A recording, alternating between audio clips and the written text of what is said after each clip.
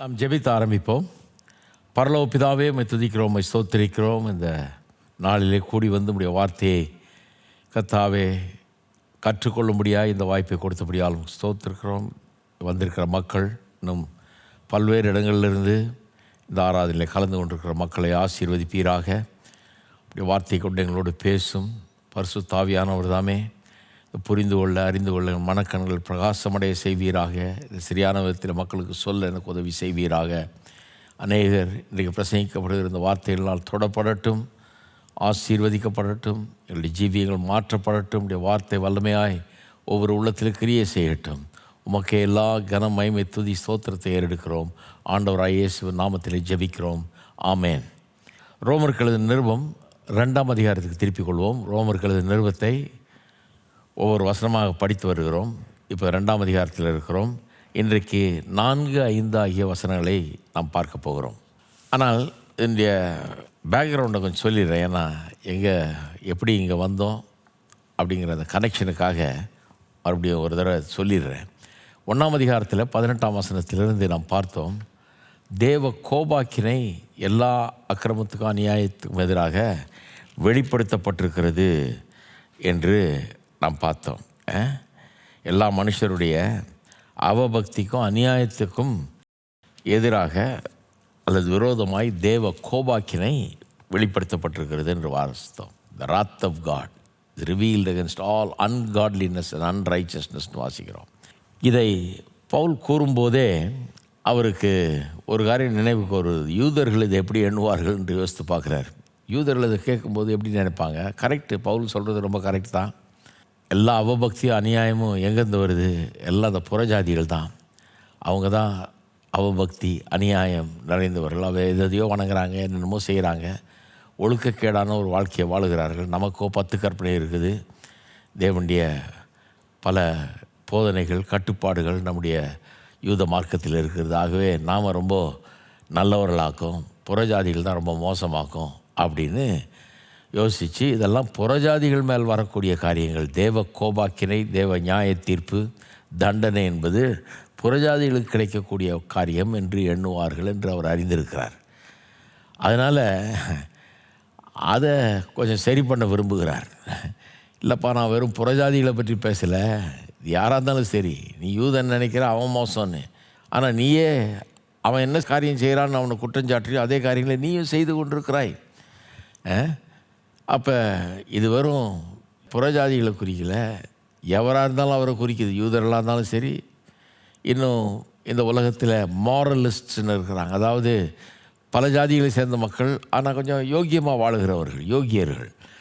அவர்கள் நினைக்கிறாங்க, நான் யோக்கியமாக இருக்கிறதுனால எனக்கு எந்த தண்டனையும் கிடையாது, நான் என்ன தப்பு பண்ணேன், நான் யோக்கியனாச்சே அப்படின்னு அவர்கள் நினைக்கிறார்கள். என்னுடைய யோக்கியதையே எனக்கு கடவுள்கிட்ட தயவை பெற்றுத்தரும் எனக்கு, அதனால் நான் பயப்பட வேண்டியதில்லை அப்படின்னு நினைக்கிறாங்க. இவர்கள் எல்லாரையும் வச்சு அவர் மனசில் வச்சுக்கிட்டு சில காரியங்களை இங்கே சொல்லுகிறார். அதுதான் 2ஆம் அதிகாரம் ஆரம்பத்திலேருந்து பார்க்குறோம். 1ஆம் வசனம் பாருங்கள். ஆகையால் மற்றவர்களை குற்றவாளியாக தீர்க்கிறவனே, நீ யாரானாலும் சரி, போக்கு சொல்ல உனக்கு இடமில்லை. நீ குற்றமாய் தீர்க்கிறவைகள் எவைகளோ அவைகளை நீயே செய்கிறபடியால் நீ மற்றவர்களை குறித்து சொல்லுகிற தீர்ப்பினாலே உன்னைத்தானே குற்றவாளியாய் தீர்க்கிறாய். அவன் தப்பு செய்கிறான்னு நீ சொல்கிற, சொல்லும்போதே எனக்கு தெரியுது உனக்கு தப்புனா எதுன்னு தெரியுது. அவன் மேலே ஒரு விரலை வச்சு நீ விரலை சுட்டி காட்டித்து அவன் மேலே தப்பு சொல்லும்போது 3 விரல் ஒன்றை நோக்கி இருக்குது, 3 விரல். ஏன்னா நீ அதே தப்பை செய்கிறவன் நீ அப்படின்னு சொல்லி சொல்கிறார். அப்போ பவுல் நியாய தீர்ப்பு எனக்கு இருக்காது, எனக்கு கிடையாது, தேவ கோபாக்கினை என் மேலே வராதுன்னு யூதர்கள் நினைக்கிறார்கள் இல்லையா, மற்றும் மாரலிஸ்ட் யோகியர்கள் நினைக்கிறார்கள் இல்லையா.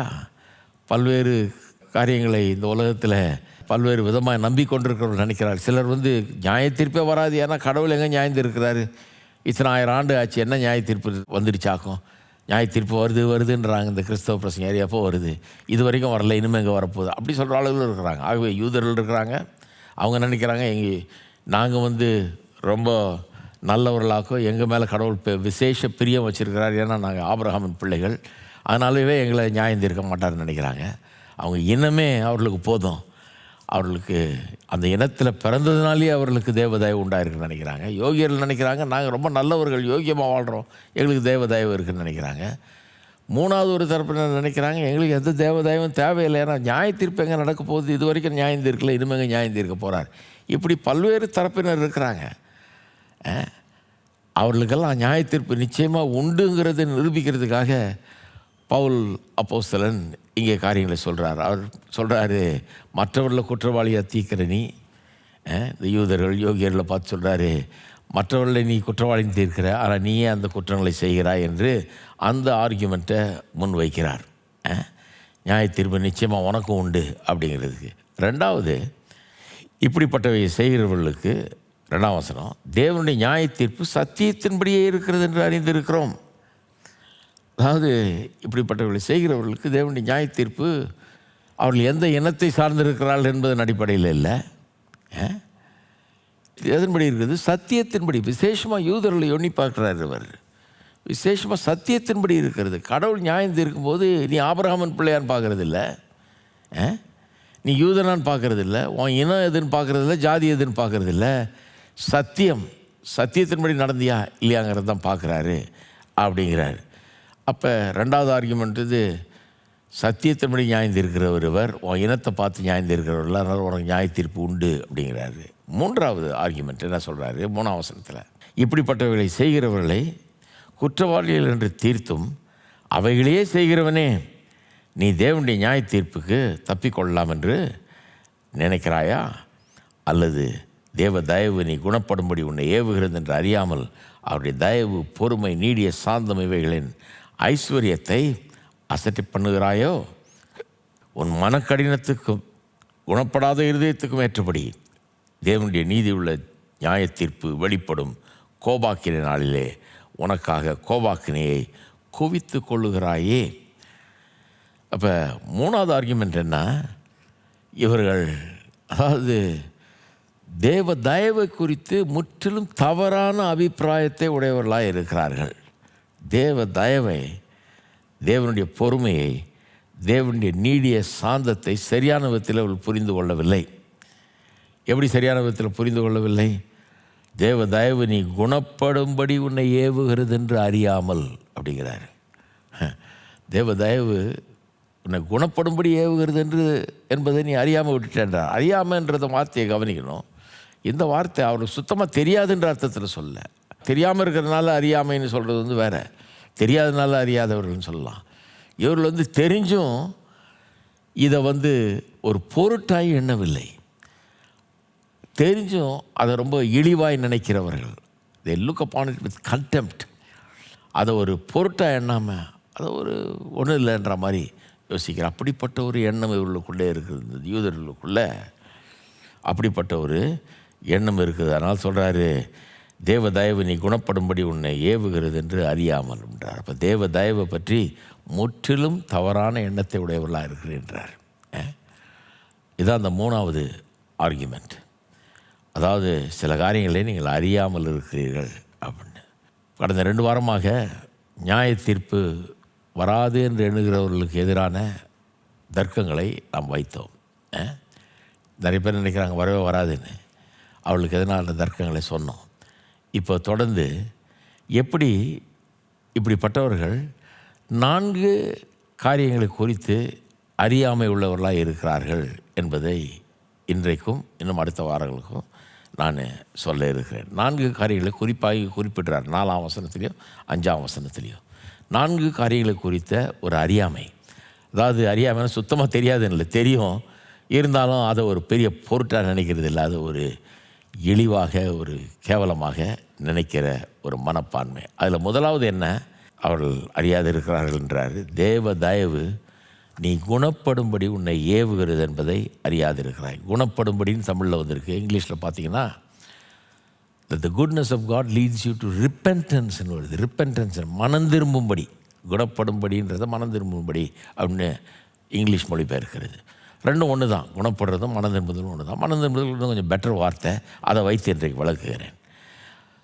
மனம் திரும்புதல் எப்போவுமே ஒரு மெய்யான கிறிஸ்தவனுடைய வாழ்க்கையை பார்த்திங்கன்னா முதல்ல மனம் திரும்புதல் வரும், அப்புறம் தான் கர்த்தர் பேரில் வைக்கிற விசுவாசம். எப்போதுமே சுவிசேஷத்தில் மனந்திரும்புதல் முதலாவது வரக்கூடிய காரியம். இயேசு வரும்போது அதுதான் பிரசங்கம் பண்ணிட்டு வந்தார். மனந்திரும்பி விசுவாசியங்கள் தான் பிரசங்கம் பண்ணார். மார்க் 11:15 தேவனுடைய ராஜ்யம் சமீபமாக இருக்குது, அதனால் என்ன பண்ணுங்கள், மனம் திரும்புங்க, விசுவாசியங்கள் அப்படிங்கிறார். அது மட்டும் இல்லை, யோவான் ஸ்நானம்னு பிரசங்கிக்கும் போது மனம் திரும்புதலை தான் முதல்ல மனம் திரும்ப சொல்லி தான் முதல்ல சொல்கிறான். மனம் திரும்பி தான் தேவன் பேரில் விசுவாசம் வைக்கணும். அது மட்டும் இல்லை, பேதுரு பிரசங்கம் பண்ணும்போது பெந்தேகோஸ்தே நாளில் ஜனங்கள் குத்தப்பட்டவர்கள் கேட்குறாங்க, நாங்கள் என்ன செய்ய வேண்டும், என்ன செய்ய வேண்டும்னு கேட்ட உடனே பேதுரு சொல்லுகிறாரு, நீங்கள் எல்லாரும் மனம் திரும்பி கர்த்தராகிய இயேசுவை விசுவாசிங்க அப்படிங்கிறார். அது மட்டும் இல்லை, அப்போஸ்தலனாகிய பவுலே எபேசு பட்டணத்து மூப்பர்களை வரவழைத்து அவர்களுக்கு அவர் விடை கொடுக்கும்போது கடைசியாக அவர்களை பார்த்துட்டு போகிறார். இனிமேல் அவர் திரும்பி வரப்போகிறதில்ல, இதோட அவர் வாழ்க்கை முடிய போகுது, போகிறாரு. அதை அறிந்தவராய் அவர்களை கூப்பிட்டு ஒரு ஃபேர்வெல் அட்ரஸ் கொடுக்குறார், விடை பெறுகிறார் அவர்கள்ட்டேருந்து. அப்போ சொல்கிறாரு, நான் உங்கள் மத்தியில் என்ன பிரசங்கம் பண்ணேன், மனம் திரும்புங்கள், தேவன் பேரில் விசுவாசம் வையுங்கள் என்று பிரசங்கம் பண்ணேன் அப்படிங்கிறார். மனம் திரும்புகள், இயேசு கிறிஸ்துவ விசுவாசிங்க. மனம் திரும்புதல் தான் முதல்ல வருது எப்போவுமே. எபிரேயர் நிருபத்தை பார்த்தீங்கன்னா 6 அடிப்படை உபதேசங்களை குறித்து 6ஆம் அதிகாரம் முதல் 2 வசனங்களில் வாசிக்கிறோம். அதில் பார்த்தீங்கன்னா முதல் 2 உபதேசம் என்ன, செத்த கிரியைகளை விட்டு நீங்களாகி மனம் திரும்பி பிறகு தேவன் பேரில் விசுவாசம் வைக்கிறது. இந்த 2 டாக்ட்ரின்ஸ். ஒன்று repentance from dead works, second faith toward God. செத்த கிரியைகளுக்கு நீங்களாகி மனம் திரும்புதல், அப்புறம் தேவன் பேரில் வைக்கிற விசுவாசம். அதில் கூட பாருங்கள், இந்த வரிசை எதேச்சியாக அங்கே போடப்படவில்லை, திட்டமிட்டே அது முதல்ல வருது. அதுதான் முதல்ல வரணும், அதனால தான் அது முதல்ல போட்டிருக்காங்க. மனம் திரும்புதல், பிறகு தேவன் பேரில் வைக்கிற விசுவாசம் என்று வசனத்திலே நாம் வாசிக்கிறோம். அப்போ இந்த மனம் திரும்புதல் தான் என்ன, குணப்படுறது அல்லது மனம் திரும்புறதுனா என்னங்கிறத நாம் கவனிக்க வேணும். ஏன்னா தேவ தயவு உன்னை மனம் திரும்புவதற்கு உன்னை ஏவுகிறது என்று நீ அறியாமல் இந்த அவருடைய தயவு, பொறுமை, நீடிய சாந்தம் இவைகளின் ஐஸ்வர்யத்தை அசட்டை பண்ணுகிறாயோ என்ற 4ஆம் வசனத்தில். ஏன் அசட்டை பண்ணுறாங்க? ஏன்னா தேவ தயவு மனம் திரும்புவதற்கு ஏதுவாக அவர்களை திருப்புகிறது அல்லது நடத்துகிறது, ஏவுகிறது என்பது அறியாமல் இருக்கிறீங்கன்றார். அப்போ மனம் திரும்புதல்னா என்னென்னு முதல்ல பார்க்கணும். அப்போ தான் தேவ தயவு மனம் திரும்புவதற்கு ஏதுவாக நடத்துகிறதுன்னு சொல்லும்போது என்ன அர்த்தத்தில் சொல்லப்பட்டிருக்கிறதுன்னு நமக்கு வழங்கும். இந்த மனம் திரும்புதல் என்கிற அந்த வார்த்தை, ரிப்பென்டன்ஸ் என்கிற வார்த்தையுடைய அர்த்தத்தை பார்த்தீர்கள் என்றால், லத்தீன் மொழியிலும் கிரேக்க மொழியிலும் 2 விதமாக அர்த்தம் சொல்லுகிறார்கள். அந்த 2த்தையுமே இன்றைக்கு பார்க்க போகிறோம். ஏன்னா 2த்தையும் ஒன்றா பார்த்தா தான் முழு அர்த்தம் வழங்கும் நமக்கு. லத்தீன் மொழியிலிருந்து வருகிறவர்கள் என்ன சொல்லுகிறார்கள், மனம் திரும்புதல் என்றால் டு திங்க் அகெயின், மறுபடியும் சிந்தித்து பார்ப்பது, மறுபடியும் சிந்தித்து பார்ப்பது அப்படின்னு அர்த்தம்ன்றாங்க. கிரேக்க மொழியிலேருந்து வருகிறவங்க சொன்னாங்க, மனம் திரும்புதல்னு சொன்னால் மனம் மாறுவது, சேஞ்ச் ஆஃப் மைண்ட் அப்படின்றாங்க. 2த்தையும் பார்ப்போம். முதல்ல இந்த லத்தீன் வார்த்தையை நாம் பார்ப்போம், மறுபடியும் சிந்திப்பது. இதை பார்க்குறதுனா ஒரு உதாரணம், பைபிள் உதாரணத்தை எடுத்துக்கலாங்க. இது நல்லா கிளியராக இது டெமான்ஸ்ட்ரேட் பண்ணப்படுகிறது. இது நமக்காக அப்படியே நடைமுறையில் காட்டப்படுகிறது. மத்தேயு எழுதின சுவிசேஷம் 21ஆம் அதிகாரத்துக்கு நாம் போவோம். மத்தேயு எழுதின சுவிசேஷம் 21ஆம் அதிகாரம், அங்கே 28ஆம் வசனத்திலிருந்து 32ஆம் வசனம் வரைக்கும் நான் வாசிக்கிறேன். ஆயினும் உங்களுக்கு எப்படி தோன்றுகிறது, ஒரு மனுஷனுக்கு 2 குமாரர்கள் இருந்தார்கள். மூத்தவனிடத்தில் அவன் மகனே, நீ போய் இன்றைக்கு என் திராட்சை தோட்டத்தில் வேலை செய் என்றான். அதற்கு அவன் மாட்டேன் என்றான். ஆகிலும் பின்பு அவன் மனஸ்தாபப்பட்டு போனான். இளையவனிடத்திலும் அவன் அப்படியே சொன்னான். அதற்கு அவன் போகிறேன் ஐயா என்று சொல்லியும் போகவில்லை. இவ்விருவரில் எவன் தகப்பனுடைய சித்தத்தின்படி செய்தவன் என்று கேட்டார். அதற்கு அவர்கள் மூத்தவன் தான் என்றார்கள். அப்பொழுது இயேசு அவர்களை நோக்கி, ஆயக்காரரும் வேசிகளும் உங்களுக்கு முன்னே தேவனுடைய ராஜ்யத்தில் பிரவேசிக்கிறார்கள் என்று மெய்யாகவே உங்களுக்கு சொல்லுகிறேன். ஏனென்றால் யோவான் நீதிமார்க்கமாய் உங்களிடத்தில் வந்திருந்தும் நீங்கள் அவனை விசுவாசிக்கவில்லை. ஆயக்காரரும் வேசிகளுமோ அவனை விசுவாசித்தார்கள். அதை நீங்கள் கண்டும் அவனை விசுவாசிக்கும்படியாக பின்பாகிலும் மனஸ்தாபப்படவில்லை என்றார். இது ரொம்ப கிளாசிக் எக்ஸாம்பிள் ஆஃப் ரிப்பெண்டன்ஸ். இந்த மனம் திரும்புதலை பற்றி ரொம்ப அந்த அர்த்தம் என்னங்கிறத நமக்கு ரொம்ப தெளிவாக விளக்கக்கூடிய ஒரு உதாரணம். இன்னும் பல இடங்கள் இருக்குது, வேதத்தில் கிளியராக சொல்லுது. ஆனால் இது ரொம்ப போதுமானதாக இருக்கும் என்று நான் நம்புகிறேன். இதில் ஒரு மனுஷனுக்கு 2 குமாரர்கள் இருக்கிறார்கள். அந்த மூத்த குமாரத்தில் வந்து தகப்பன் சொல்லுகிறான், நீ போய் என்னுடைய திராட்சை தோட்டத்தில் வேலை செய் என்கிறான். அதற்கு அவன் மாட்டேன் என்கிறான். க்ளீனாக அவன் டிசைட் பண்ணிட்டான் செய்யக்கூடாதுன்னு. மாட்டேன் என்கிறான், மாட்டேன்ட்டு போகிறான். ஆனால் போனவன் ஏதோ அவனுக்கு நடக்குது, ஐயோ இப்படி சொல்லிட்டோமேன்னு யோசிக்கிறான் போல இருக்கு. பின்பு அவன் மனஸ்தாகப்பட்டு போனான்றது. அதாவது அப்படி சொல்லிட்டோமேன்னு சொல்லி வருத்தப்படுறான். வருத்தப்பட்டு அதை மறுபடியும் பரிசீலித்து பார்க்கிறான். மறுபடியும் அதை குறித்து சிந்திக்கிறான். ஐயோ இப்படி சொல்லிட்டு வந்துட்டோமேன்னு மறுபடியும் சிந்திக்கிறான். சிந்திச்சு விட்டு அப்புறம் செய்ய மாட்டேன்னு சொன்னவன் நேர் எதிராக போய் வேலையை செய்கிறான். அவனுக்கு என்ன நடந்தது? 2வது தடவை சிந்தித்ததின் விளைவு அது. மறுபடியும் சிந்தித்தான் பாருங்கள், அதனுடைய விளைவு பாருங்கள். நாம் கூட ரட்சிக்கப்படுவதற்கு முன்பாக சில காரியங்களை குறித்து ஏற்கனவே தீர்மானிச்சிட்டோம்.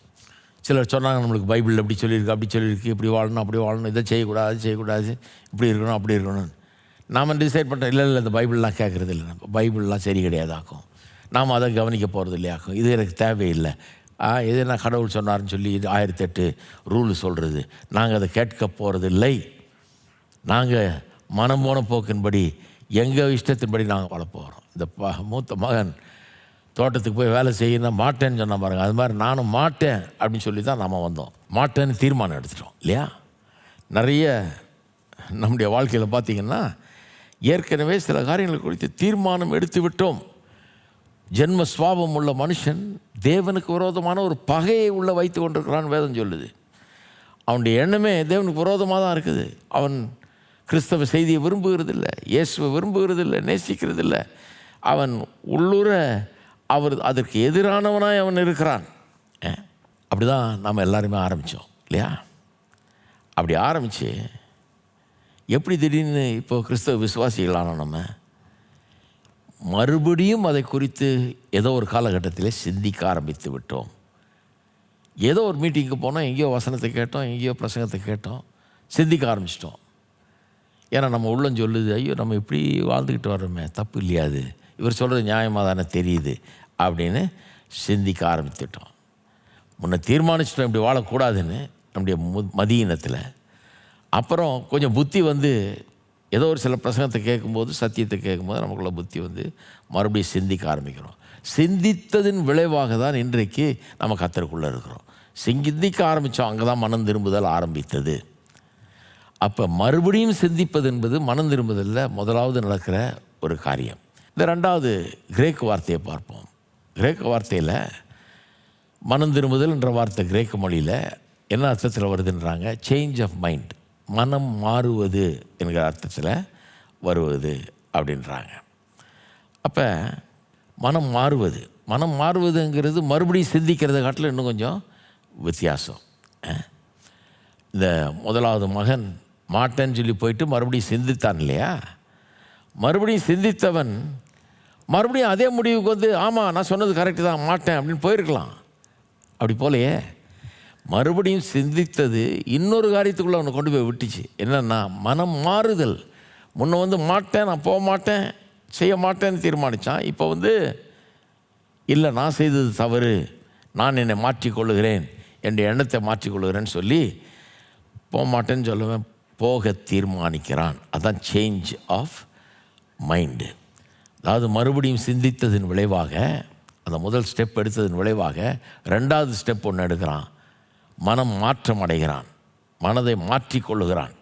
மறுபடியும் சிந்தித்ததோடு நிறுத்தலை, அல்லது மறுபடியும் சிந்தித்துட்டு பழைய முடிவுக்கு வரல, ஒரு புதிய முடிவுக்கு அவன் வருகிறான். அதனால தான் இந்த கிரேக்க வார்த்தையும் ரொம்ப முக்கியம். லத்தீன் வார்த்தையும் முக்கியம், கிரேக்க வார்த்தையும் முக்கியம். லத்தீன் வார்த்தையில் மறுபடியும் சிந்திப்பது மனம் திரும்புதல்னா, கிரேக்க வார்த்தையில் மனம் மாறுவது, ரெண்டுமே அவசியம். மறுபடியும் சிந்திச்சா போதாது, சிந்திக்கணும். அது இல்லாமல் மனம் மாற முடியாது. மறுபடியும் சிந்திக்கணும். பட் அதன் விளைவு அடுத்த ஸ்டெப்பு மனம் மாறுவது. இதில் மூணாவதும் ஒரு காரியம் இருக்குது என்று இந்த இயேசுவினுடைய இந்த உவமை நமக்கு சொல்லுகிறது. மூணாவது என்ன காரியம்? மறுபடியும் சிந்தித்து மனம் மாறினவன் இப்பொழுது அவன் அதற்கேற்றவாறு செயல்பட ஆரம்பிக்கிறான். தோட்டத்துக்கு போய் வேலையை செய்கிறான். சொல்லியிருக்கிறான், மனஸ்தாபப்பட்டு போனான். போகமாட்டேன்னு சொன்னான், இப்போ போனான், போய் எங்கள் வேலை செய்கிறான். இது மூணாவது எலிமெண்ட், மனம் திரும்புதலில் இருக்கிற மூணாவது அம்சம். இது ரொம்ப முக்கியம். முதல்ல மறுபடியும் சிந்திக்கணும், பிறகு மனம் மாறணும், பிறகு அந்த மனம் மாற்றத்துக்கேற்ற ஒரு நடவடிக்கை, நடக்கை.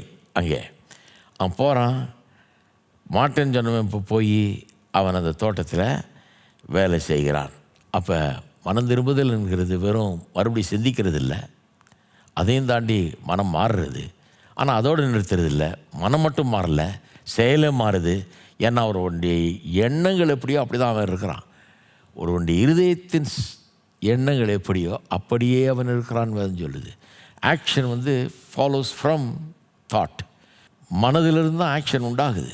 எதை நம்ம தீர்மானிக்கிறோமோ அதை தான் செய்கிறோம். அவன் தீர்மானிக்கிறான், நான் செய்தது தப்பு, நான் நினச்சது தப்பு, போக மாட்டேன்னு சொன்னது தப்பு, ஆகவே என் தப்பை நான் திருத்திக்கிறேன்னு சிந்தித்து மனம் மாறின உடனே அந்த நடக்கை அங்கே மாறுகிறது. நடக்கை மாறாமல் மனம் திரும்புதல் முழுமை பெறுவதில்லை. நல்லா கவனிக்கிறீங்கன்னு நினைக்கிறேன். முதல்ல மறுபடியும் சிந்திக்கிறாங்க, அப்புறம் மனதை மாற்றிக்கிறாங்க. ஆனால் அதோடு முடிகிறதில்லை. மனம் திரும்புதல் நடக்கையே மாறுது. எப்படி மனதை மாற்றிக்கிட்டாங்களோ அதுக்கேற்ற மாதிரி நடந்து கொள்ளவும் செய்கிறார்கள். சரி, அப்போ இதில் எந்த விதமான காரியங்களை குறித்து நம்முடைய மனதை மாற்றிக்கொள்ளுகிறோம், எந்த விதத்தில் நம்ம மாறுறோம், அதை கொஞ்சம் பார்க்கணும். அப்போ மனம் திரும்புதல்னால் அடிப்படையில் மனதை மாற்றிக்கொள்வது, மாற்றிக்கொண்டு அதன்படி நடந்து கொள்வது இல்லையா? முதல்ல மறுபடியும் சிந்தித்து பார்த்து மனதை மாற்றிக்கொண்டு அதன்படி நடப்பது. ஏதோ ஒரு கூட்டத்துக்கு போகிறோம், சத்தியத்தை கேட்குறோம், இல்லை யாரோ நமக்கு சத்தியத்தை சொல்கிறாங்க, ஆண்டவரை பற்றி சொல்கிறாங்க, அது நம்ம மறுபடியும் சிந்திக்க வைக்கிறது. அப்படி தான் மனம் திரும்புதல் ஏற்பட்டுச்சு இல்லையா? நீங்கள் யோசித்து பாருங்கள். மறுபடியும் உங்களை சிந்திக்க வச்சது, உங்களுடைய ஸ்டான்ஸை, நீங்கள் எடுத்த முடிவை மறுபரிசீலனை செய்ய வைத்தது. அவள் சொன்ன சத்தியம், தனிப்பட்ட விதத்திலையோ அல்லது கூட்டத்திலேயோ பிரசங்கிக்கப்பட்ட காரியம் மறுபரிசீலனை செய்ய வைத்தது. மறுபரிசீலனை செய்த உடனே மனம் மாறினது. அடுத்தபடியாக அதன் பிறகு இயேசுவை பின்பற்ற ஆரம்பிச்சிட்டிங்க. எந்த இயேசுவை வேணான்னு வெறுத்தீங்களோ, எந்த பைபிளை படிக்க மாட்டேன் அதன்படி செய்ய மாட்டேன்னு தீர்மானிச்சிங்களோ, அதன்படியே இன்றைக்கு வாழ ஆரம்பிக்கிறீர்கள். பவுல் அப்போஸ்தலன் பாருங்கள், அப்படி தான் மாறினார்.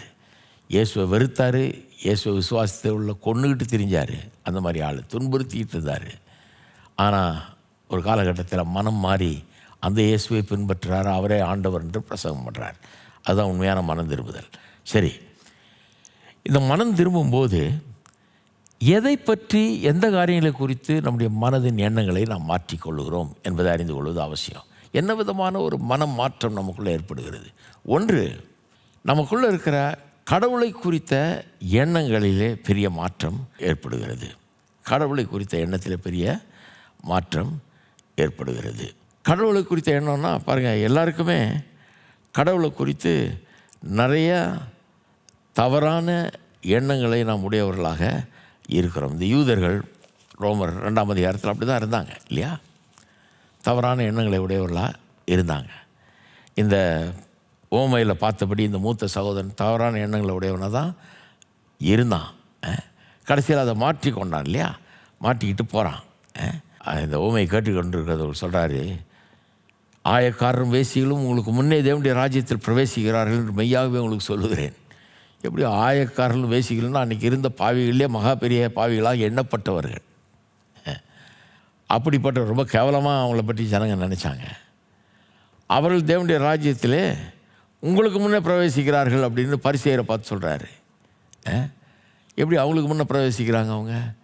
ஏன்னா அவங்க இந்த மூத்த சகோதரன் மாதிரி. அவன் முதல்ல மாட்டான்னா அந்த மாதிரி டைப் இவங்க ஆயக்காரரும் வேசிகளும். கடவுளுடைய வழியில் நான் நடக்க மாட்டேன், நான் நினச்சபடி நடப்பேன், நான் நினச்சது செய்வேன், ஏன் இஷ்டப்படி வாழுவேன் அப்படி போன பாவிகள் அவர்கள். ஆனால் மறுபரிசீலனை செய்து தங்களுடைய எண்ணத்தை மனம் மாறி இப்போ உள்ளே வந்துட்டாங்கன்றார். மறுபரிசீலனை செய்து மனம் மாறி உள்ளே வந்துட்டாங்க. முன்ன தப்பாக நினச்சிட்டு இருந்தாங்க, இப்போ மனம் மாறிட்டாங்க, வந்துட்டாங்க. அதனால தான் அவங்க உங்களுக்கு முன்னால் வந்துட்டாங்கன்றாரு. பரிசேயர்லாம் அவன் என்னாலும் கேட்டுகிட்டே தான் இருக்கிறான், ஆனால் மனம் மாற்ற மட்டும் நடக்கிறதே இல்லை. மறுபரிசீலனை செய்யவே இல்லை, அவங்க மனம் மாற்றம் நடக்கவே இல்லை. ஆகவே இயேசுவை விசுவாசிக்கிறது அவங்களுக்கு கடினமாக இருக்கிறது. சொல்கிறாரு, யோவான் நீதி மார்க்கமாக உங்களிடத்தில் வந்திருந்தும் நீங்களும் அவனை விசுவாசிக்கவில்லை, ஆயக்காரரும் வேசிகளுமோ அவனை விசுவாசித்தார்கள், அதை நீங்கள் கண்டும் அவனை விசுவாசிக்கும்படியாக பின்பாகிலும் மனஸ்தாபப்படவில்லை. அதே வார்த்தையை பயன்படுத்துகிறார். மூத்த சகோதரன் மாட்டேன்னு சொல்லிட்டு பிறகு மனஸ்தாபப்பட்டு போய் வேலை செய்கிறான், நான் செய்தது தப்புன்னு உணர்ந்து. ஆனால் உங்களுக்குள்ள அந்த மனஸ்தாபம் வரலையே, மனம் மாறுதல் வரதில்லையே என்றார். நீங்கள் செய்த தவறு நீங்கள் உணரவே இல்லையே, கேட்டுகிட்டே இருக்கிறீங்க, சத்தியம் தெரியும்னு நினைக்கிறீங்க, பைபிளை படிக்கிறீங்க, எல்லாம் பண்ணுறீங்க, ரொம்ப ரிலீஜியஸாக நடந்துக்கிறீங்க, ஆனால் உங்களுக்குள்ள மனமாற்றம் வரவே இல்லைங்கிறார். அப்போ கடவுளை பற்றி இவங்க சதா கேட்டுட்டு தான் இருக்கிறாங்க. கேட்காத ஜனங்கள் இல்லை. யார்? இந்த பரிசேயர்கள்லாம், யூத மார்க்க தலைவர்கள்லாம் கேட்டுட்டு தான் இருக்கிறாங்க. ஆனால் மனமாற்றம் வரவே இல்லை. ஏன்னா தேவ தயவை பற்றி, அப்படி பொறுமையை பற்றி, நீடிய சாந்தத்தை பற்றி முற்றிலும் தவறான ஒரு எண்ணத்தை அவர்கள் வைத்திருக்கிறார்கள். ஒரு தவறான முடிவுக்கு வந்துட்டாங்க அதை பற்றி. அதுதான் வேதவசனம் போதிக்குது. ஜென்ம சுவாபம் உள்ள மனுஷன் தேவனுக்கு எதிரான ஒரு பகையை உள்ளே வைத்து கொண்டு இருக்கிறான். ஜென்ம சுவாபம் உள்ள மனுஷன்னா இந்த உலகத்தில் பிறந்து வளர்கிற மனுஷன், ரட்சிக்கப்படாத மனுஷன், தேவன் அறியாத மனுஷன் பிறந்து வளர்கிறான் பாருங்கள், அவன் ஜென்ம சுவாபத்தோடு இருக்கான். அந்த பிறந்த அந்த சுவாபத்தோட பாவத்தில் பிறந்து பாவத்திலே வளர்கிறான், இன்னும் மனம் மாறல. அப்படிப்பட்ட மனுஷன் பொதுவாக அவனுடைய ஆரம்பமே எப்படி இருக்குது? கடவுளுக்கு எதிரான ஒரு பகையை உள்ளே வைத்து கொண்டிருக்கிறான். ஒன்று, கடவுளை பற்றி யோசிக்கிறதே இல்லை யோசிச்சான்னா கடவுளை பற்றி தப்பாக யோசிக்கிறது. அவர் ஏதோ ஒரு பொல்லாதவர் போலவும், கடுமையானவர் போலவும், அவர் நமக்கு விரோதமானவர் போலவும், அவர் நியாயமற்றவர் போலவும் யோசிக்கிறது. பேச்சை கேட்டிருக்கீங்க இல்லையா? மனுஷர்கள் பேசுகிறத நிறைய கேட்டிருப்பீங்க. அப்படி தான் பேசுவாங்க. இந்த ஜென்ம சுவாபம் அவர்களுக்குள்ளே இருக்கிறத பார்க்கலாம். நம்ம தேவனுக்கு விரோதமான பகை வாயின் வார்த்தையில் வெளியே வர்றதை பார்க்கலாம். எப்படி திரும்ப பேசுவாங்க? கடவுள்னு பேசுகிறேன். கடவுள் இருந்தாருன்னா இதெல்லாம் நடக்குமா? கடவுள் இருந்தாருன்னா ஏன் சுனாமியை அனுமதிச்சார்? கடவுள் இருந்தாருன்னா ஏன் இவ்வளோ தீமைகளை அனுபவிக்கிறார்? கடவுள் இருந்தாருன்னா ஏன் இவ்வளோ ஊனமுற்ற பிள்ளைகள் இப்படி பிறக்கிறார்கள், அப்படியே இருக்கிறார்கள், அவர்களுக்கு எந்த வழியும் இல்லாமல் போயிடுது? ஏன் இவ்வளோ ஜனங்க கஷ்டப்படுறாங்க, வியாதியிலையும் நோயிலையும் பல்வேறு இன்னல்கள்லையும் கஷ்டப்பட்டுருக்காங்க? கடவுள் எங்கே இருக்கிறாரு அப்படின்னு பேசுகிறது நீங்கள் கேட்டிருப்பீங்க. இன்னும் சொல்லுவாங்க, ஏன் யுத்தங்களை கடவுள் அனுமதிக்கிறார்? ஏன் இப்படிப்பட்ட யுத்தம், உலக மகா யுத்தம் 2 நடந்தது, எத்தனை லட்சக்கணக்கான மக்கள் மடித்தார்கள், எவ்வளோ அநியாயமாக கொல்லப்பட்டார்கள், இதெல்லாம் கடவுள் வேடிக்கை பார்த்துட்டு இருக்கிறாரா? அதாவது அவங்க எதை கேள்வி கேட்குறாங்க? கடவுள் இருக்கிறாரா இல்லையான்றதை சந்தேகிக்கிறது மட்டும் இல்லை, அவர் இருந்தார்னா அவர்கிட்ட எங்கே அன்பு இருக்குது, இரக்கம் இருக்குது, அவர்கிட்ட எங்கே நியாயம் இருக்குது, நீதி இருக்குது, அவர்கிட்ட எங்கே மன உருக்கம் இருக்குது? அவர்கிட்ட ஒன்றுமே கிடையாது. இன்னும் கேட்டால் நமக்கு விரோதமான எண்ணங்களை வைத்திருக்கிறார் போல இருக்கு. அவர் நம்மளை அழிக்கணுன்னே செயல்பட்டு இருக்கார் போல இருக்குது. நம்ம மேலே கோபமாகவே இருக்கார் போல இருக்குது. நமக்கு தீமையே செய்வார் போல இருக்குது. அவர்கிட்ட எங்கே அன்பு இருக்குது அப்படிங்கிற மாதிரி கேள்வி கேட்குறாங்க. தேவனை குறித்தும், அவருடைய நோக்கங்களை குறித்தும், அவருடைய திட்டங்களை குறித்தும், எல்லாவற்றை குறித்தும் இந்த யூதர்கள் தவறான எண்ணங்களை உடையவர்களாய் இருந்தார்கள். மனம் திரும்பல் ஏற்படும் போது என்ன நடக்குது? மறுபடியும் சிந்திக்கிறாங்க பாருங்கள். அந்த சிந்திக்கிறது ரொம்ப முக்கியம் பாருங்கள். அதனால தான் சபைக்கு வரும்போது ஒரு சிந்திக்கிற இடமா இது இருக்கிறது. சிந்திக்க ஒரு நேரம் கிடைக்கிறது நமக்கு. பிரசங்கம் என்ன? சிந்திக்க தூண்ட வேண்டும். நிறைய பேர் சபையை எப்படி நினைக்கிறாங்க? வந்தேன் 4 தடவை உருண்டை நாக்கும், பரண்ட நாக்கும், வேர்த்து ஊத்து நாச்சாக்கும், அப்படியே உச்சந்தலேருந்து உள்ளங்கால் வரைக்கும் சுருன்னு ஏறிச்சாக்கும், இப்படிப்பட்ட ஒரு அனுபவம் எனக்கு கிடைச்சிது, ஆகவே நான் ரட்சிக்கப்பட்டேன். இல்லை, சபைக்கு வந்தால் இமோஷன்ஸு அவசியம் இல்லைன்னு நான் சொல்லலை. இமோஷன்ஸே இல்லாதவங்கள அது எனக்கு பிடிக்காது பாருங்கள். ஒரு இமோஷன்ஸும் இல்லைன்னா சில ஜனங்க கோயிலுக்குள்ளே போயிட்டு அப்படியே விரைச்சிக்கிட்டு இருப்பாங்க. எந்த ஒரு புன்னகையும் இருக்காது, ஒரு கைத்தட்டுதல் இருக்காது, ஒரு சந்தோஷம் இருக்காது, ஒரு மகிழ்ச்சி இருக்காது. நல்லா தான் இருப்பாங்க வெளியே, உள்ளே வந்தோன்னா அப்படியே வரைச்சிக்குவாங்க. ஒன்றுமே ஓடாது அவங்களுக்கு. ஏன்னா சர்ச்சுன்னு அவங்களுக்கு இப்படி தான் நடந்துக்கணும்னு அவங்க நினைக்கிறாங்க. நான் அதை சொல்லலை. இன்னொரு எக்ஸ்ட்ரீமில் என்னென்னா, ஜனங்க சபைக்குள்ளே வந்தோடனே வேறு விதமாக பிஹேவ் பண்ணுவாங்க. உருள்றது பெறல்றது இதில் தான் இருப்பாங்க. வேர்த்து ஊற்றிடுச்சா பார்ப்பாங்க, சத்தம் போட்டுருப்பாங்க. ஆனால் சிந்திக்கிறதுக்கு அவங்களுக்கு நேரமே கிடையாது. இன்னும் கேட்டால் அப்படியே உளுந்து கிடப்பாங்க சிலர். அப்படியே 1.5 மணி நேரம் அப்படியே உளுந்து கிடந்துட்டு ஆராதனை முடிஞ்சோடனே எந்திரிச்சு போயிட்டு, அப்பா என்ன மாதிரி இருந்தது அப்படின்வாங்க. உணர்ச்சிகள் எனக்கு புரியுறது. ஆண்டவரை ஆராதிக்கிறோம், கைத்தட்டி நல்லா கையை உயர்த்தி சத்தமிட்டு ஆர்ப்பரித்து சந்தோஷமாக களி கூர்ந்து கர்த்தரை ஆராதிக்கிறது ரொம்ப முக்கியம். செலிப்ரேட் பண்ணுறது ரொம்ப முக்கியம். கர்த்தர் செய்த நன்மைகளை எண்ணி பார்த்து அவர் துதிக்கிறது ரொம்ப முக்கியம். அதெல்லாம் தவறே கிடையாது. அதுக்கெல்லாம் அந்த உணர்ச்சியெல்லாம் பயன்படணும். உணர்ச்சி பூர்வமாக அதை செய்யணும் கண்டிப்பாக. ஏன்னா உணர்ச்சி இல்லையா உங்களுக்கு, சந்தோஷம் இல்லையா, அப்படிப்பட்ட ஒரு மகிழ்ச்சி இல்லையா உங்களுக்கு, களி கூறுதல் இல்லையா, இருந்ததுன்னா அதை வெளிப்படுத்தணும். அதில் ஒன்றும் தப்பு கிடையாது. ஆனால் எல்லாத்த காட்டிலும் எது ரொம்ப முக்கியம்? மறுபரிசீலனை செய்வது, சிந்திப்பது, மறுபடியும் சிந்திப்பது, திங்கிங் அகெயின். சபைக்கு வரும்போது இந்த திங்கிங் அகெயின் தான் நடக்குது பாருங்கள். திங்கிங் அகெயின் நடக்க ஆரம்பிக்கிறது. எப்படி யோசிக்கிறோம்? கர்த்தரை குறித்து நம்முடைய தவறான எண்ணங்கள் மாற ஆரம்பிக்கிறது. தவறான எண்ணங்களை பிசாசு உள்ளே பூத்தி வச்சுருக்கான் பாருங்கள். இதுதான் பிசாசுடைய வேலை. எல்லா ஜனங்களுக்குள்ளேயும் ஏன் தேவனை குறித்த ஒரு பொதுவான எதிர்ப்பு தான் இருக்குது கடவுளை பற்றி. ஏன்னா பிசாசு உள்ளே நுழைச்சது. ஏதேன் தோட்டத்தில் ஏவாள்கிட்ட முதலாக அப்படி தான் பண்ணான் பாருங்கள். 3ஆம் அதிகாரத்தில் ஆதியாகமத்தில் வாசித்து பார்த்திங்கன்னா அங்கே சொல்லியிருக்குது, சாத்தான் ஏதேன் தோட்டத்துக்குள்ளே நுழைஞ்சி பெண்ணிடத்தில் பேசுகிறான். ஏவாள்கிட்ட என்ன சொல்கிறான்? நீங்கள் தோட்டத்தில் உள்ள சகல விருட்சங்களின் கனியும் புசிக்க வேண்டாம் என்று தேவன் சொன்னது உண்டோ? சகல விருட்சங்களின் கனியும் புசிக்க வேண்டாம்னு சொன்னது எப்படி பாருங்கள். ஒரு விஷமத்தனம், ஒரு விஷத்தை உள்ள நுழைக்கிறான். இவ்வளோ மரஞ்செடி கொடிகளை உண்டு பண்ணியிருக்கார், ஆயிரக்கணக்கான வகைகள். அவைகளை எல்லாமே புசிக்க வேண்டாம்னு சொல்லிட்டாரா அப்படின்றான். எப்படி சொன்னார் ஆண்டவர்? இவைகளெல்லாம் உனக்கு ஆகாரமாக ஏற்படுத்தினேன், இவைகளெல்லாம் நீ புசிக்கலாம்னு சொன்னார். இந்த பிசாசு இவைகளெல்லாம் புசிக்க வேணாம்னு சொன்னாரான்னு கேட்குறதுலையே வில்லங்கம் இருக்குது பாருங்கள். அப்போ கடவுள் தீமையானவர், இவ்வளோ பண்ணி வச்சுருக்காரு, இவ்வளோ இருக்குது அவர்கிட்ட. ஆனால் நீ அதை அனுபவிக்கக்கூடாதுன்னு விரும்புகிறாரு. நீ அதில் சந்தோஷமாக இருந்துடக்கூடாது, நீ அதை எல்லாம் ருசி பார்க்கக்கூடாதுன்னு விரும்புகிறார். அவர் கொடுமையானவர் அவர் அப்படிங்கிறத சித்தரிக்கிறான். அது உள்ள அந்த சித்தரிப்பு அந்த பெண்ணினுடைய உள்ளத்தை பாதிச்சிருச்சு. ஏன்னா அவ சொல்கிறா, நாங்கள் தோட்டங்களில் உள்ள விருட்சங்களின் கனியை புசிக்கலாம், தோட்டத்தில் உள்ள விருட்சங்களின் கனியை புசிக்கலாம். எவ்வளோ பெரிய விஷயத்தை எவ்வளோ சாதாரணமாக மட்டுப்படுத்தி சொல்கிறா பாருங்கள். எல்லாத்தையும் ஆகாரமாக ஏற்படுத்தினேன், புசிக்கலாம்னு சொன்னார். அப்படி சொல்லலை இந்தம்மா. எவ்வளோ பெரிய விவகாரம் அது. புசிக்கலாம்னா கொஞ்சம் கூட யோசிக்காத, தாராளமாக சாப்பிடு அப்படிங்கிறார். அதுதான் அதனுடைய அர்த்தம். எல்லாத்தையும் உனக்கு ஆகாரமாக ஏற்படுத்தினா எல்லாம் உனக்கு சாப்பிடலாம் அப்படின்றாரு. அப்படி சொல்லியிருக்க வேணாமா? ரொம்ப சாதாரணமாக சொல்கிறா, தோட்டத்தில் உள்ள விருட்சங்களின் கனியை புசிக்கலாம். ரொம்ப கொஞ்சம் கொடுத்தா மாதிரி சொல்கிறா. அவர் எவ்வளோ கொடுத்துருக்காரு?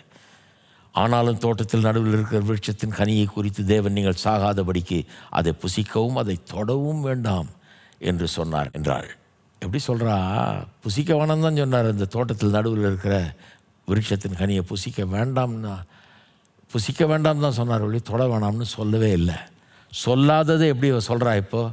ஏன்னா உள்ளத்தில் அவன் சொல்ல வந்த அந்த பொய் உள்ளே இறங்கிடுச்சு அவளுக்கு. அவன் என்ன சொல்ல வர்றான்? கடவுள் நீ எல்லாத்தையும் அனுபவிக்கக்கூடாதுன்னு விரும்புகிறாரு, உன்ட்டு விலக்கி வைக்கிறாரு, உன் நன்மை அவர் விரும்புகிறது இல்லை, அவர் பொல்லாதவர் அப்படிங்கிறத நுழைக்க பார்த்தான். அந்த விஷத்தை கொண்டாந்து நுழைச்சான். அந்த விஷம் அவளுக்குள்ளே போயிடுச்சு. அப்போ புசிக்க வேண்டான்னு சொன்ன கடவுளை தொடக்கூட வேண்டான்னு சொன்னார் என்று சொல்லுகிறாள். அதுலேருந்தே தெரியுது இப்படிப்பட்ட பொய்களை பிசாசானவன் இன்றைக்கும் ஜனங்களுக்குள்ளே நுழைச்சிட்ருக்கிறான். கடவுள் உனக்கு உன் சந்தோஷத்துக்கு விரோதமானவர், உன்னுடைய மகிழ்ச்சிக்கு, உன்னுடைய மன நிறைவுக்கு, உன்னுடைய சந்தோஷத்துக்கு விரோதமான, நீ நல்லா இருக்கணும்னு அவர் விரும்பலை. அவர் வெறும் ரூல் போடுறவர், ரொம்ப கடுமையானவர், கொடுமையானவர் அப்படின்ற எண்ணம் உள்ள தேவனுக்கு விரோதமான ஒரு பகையை உண்டுபடுத்த அங்கே வைக்கப்படுகிறது. மனம் திரும்புதல் என்ன திரும்ப நடக்குது? மறுபரிசீலனை செய்கிறோம். இப்படி ஒரு எண்ணம் இருக்குது நமக்குள்ள, சரியான எண்ணமா? பிரசங்கியார் இப்படி சொல்கிறாரு, அவர் நல்லவர்ன்றாரு, அவர் எனக்கு நன்மை செய்கிறவர்ன்றாரு, அவர் எனக்காகவே ஜீவனை விட்ட இயேசுன்றாரு. தன்னுடைய குமாரனை எனக்காகவே அனுப்பிச்சாருன்றாரு, என் பாவத்தை அவர் சுமந்துக்கிட்டாருன்றாரு, என்ன அவர் நேசிக்கிறாருன்றாரு, இவ்வளவா உலகத்தை அன்பு கூர்ந்தாருன்றாரு அப்படின்னு மறுபரிசீலனை செய்யும்போது, யோசித்து பார்க்கும்போது அங்கே ஒரு மனமாற்றம் ஏற்படுகிறது. அப்படியே அது ரிவர்ஸ் ஆகுது. பிசாசு உள்ளே போட்ட அந்த பொய், கர்த்தர் கெட்டவர் அப்படிங்கிற அந்த பொய் மாறி கர்த்தர் நல்லவர் என்கிற உண்மை உள்ள வர ஆரம்பிக்குது. அப்போ தவறான எண்ணத்தை மாற்றிக்கொள்ளுகிறோம். அதான் மனம் திரும்புதல். அதை யோபு 40ஆம் அதிகாரத்தில் இன்னொரு சம்பவத்தில் அதை பார்க்கலாம். யோபுனுடைய சரித்திரத்தில் அதை நாம் பார்க்க முடியும். யோபு 40ஆம் அதிகாரத்தில் அதுக்கு வரைக்கும் பார்த்திங்கன்னா ஒரு 36-37 அதிகாரம் வரைக்கும் இந்த யோபுவும் அவனுடைய நண்பர்களும் எல்லாம் பேசி முடிக்கிறாங்க. கடவுளை பற்றி 1000 கருத்துக்களை சொல்கிறாங்க. ஆளாளுக்கு தத்துவம் பேசுகிறார்கள். கடவுள் இப்படி ஆக்கும், அப்படி ஆக்கும், இது அப்படி ஆக்கும், இது அப்படி ஆக்கும் அப்படின்னு எல்லாம் பேசி முடிச்சுட்டு சிலர்லாம் கர்த்தரை குற்றமே சாட்டுகிறார்கள். எல்லாம் பேசி முடிச்சுட்டு பிறகு கர்த்தர் பேசுகிறார். அப்போ சொல்கிறாரு 2ஆம் வசனத்தில் 40ஆம் அதிகாரத்தில், சர்வ வல்லவருடைய வழக்காடி அவருக்கு புத்தி படிப்பிக்கிறவன் யார்? தேவன் பேரில் குற்றம் பிடிக்கிறவன் இவைகளுக்கு உத்தரவு சொல்ல கடவன் என்றார். கடவுளுக்கு பாடம் கற்பிக்கிறியா நீ? நான் கேட்குற கேள்விக்கு பதில் சொல்லணும். ஏற்கனவே கேள்வி கேட்டார். 38-39ஆம் அதிகாரத்தில் வாசித்து பார்த்தீங்கன்னா பிரமாதமான கேள்வி கேட்குறார். வாய் அடைத்து போய் நிற்கிறான் யோபு. கேள்வி கேட்டீங்க சொல்கிறாரு, குற்றம் கண்டுபிடிக்கிறியா நீ? இவைகளுக்கு உத்தரவு சொல்லக்கூடாதா நீ? இதுக்கெல்லாம் பதில் சொல்லு அப்படிங்கிறார். அப்பொழுது யோபு கர்த்தருக்கு பிரதியுத்தரமாக, இதோ நான் நீசன், நான் உமக்கு என்ன மறு உத்தரவு சொல்லுவேன்? என் கையினால் என் வாயை பொத்தி கொள்ளுகிறேன். நான் 2 தரம் பேசினேன், இனி நான் பிரதியுத்தரம் கொடாமலும் பேசாமலும் இருப்பேன். நான் இப்போ மறுபரிசீலனை நடக்குது. பேசியாச்சு எல்லாத்தையும். பேசின பிறகு இப்போ யோசித்து பார்க்குறான் திரும்பி. ஐயோ, நம்ம இஷ்டத்துக்கு வளவளன்னு பேசிட்டோமே, வாய்க்கு வந்ததெல்லாம் பேசிட்டோமே அப்படின்னு சொல்லி உணர்கிறான். உணரும்போது என்ன சொல்கிறான்? ஐயோ, நான் நீசன், நான் ரொம்ப கேவலமானவன் ஆண்டவரே, நான் பாவி, உமக்கு என்ன மறு உத்தரவு சொல்லுவேன்? என் கையினால் வாயை பொத்தி கொள்ளுகிறேன். 2 தடவை பேசிட்டேன், இனி நான் பிரதியுத்தரம் கொடுக்கவும் மாட்டேன், பேசவும் மாட்டேன், பதில் சொல்லவும் மாட்டேன், பேசவும் மாட்டேன். வாயை பொத்திக்கிட்டான். இதுதான் மனம் திரும்புதல். யூதர்களும் பாருங்கள், தேவனை குறித்து இப்படி தான் பல்வேறு காலகட்டத்தில் இஷ்டத்துக்கு பேசினார்கள். தேவனை குறித்து கண்டபடி பேசினார்கள், இஷ்டத்துக்கு பேசினார்கள். தேவனை விசுவாசியாமல் போனார்கள். இஸ்ரவேல் மக்களுடைய சரித்திரத்தை எடுத்து பாருங்கள். தேவனுக்கு விரோதமாக எவ்வளோ பேசி தேவனை கோபப்படுத்தினார்கள். அப்படியெல்லாம் பேசினார்கள் பாருங்கள். அப்படியெல்லாம் தான் நம்ம எல்லாருமே பண்ணுறோம். கடவுளை பற்றி இஷ்டத்துக்கு பேசணும், நமக்கு தெரிஞ்சதெல்லாம் பேசணும், நம்ம பெரிய தத்துவ ஞானி மாதிரி எல்லாம் தெரிஞ்ச மாதிரி பேசணும். கடைசியில் என்ன பண்ணோம்? மறுபரிசீலனை செஞ்ச உடனே நமக்கே விளங்குது, நமக்கே உணர்த்தப்படுகிறோம். நாம்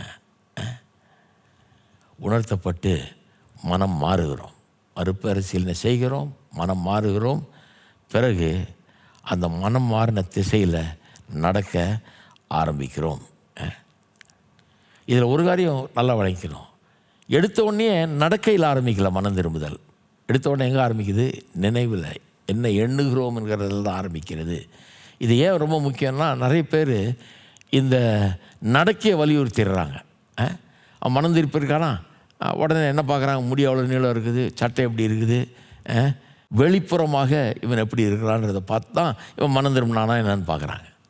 அவன் பார்த்தா மனம் திரும்பின மாதிரி தெரியலையே அப்படிங்கிறாங்க. மனம் திரும்புதல்ங்கிறது உள்ள எண்ணத்தில் நடக்கிற ஒன்று.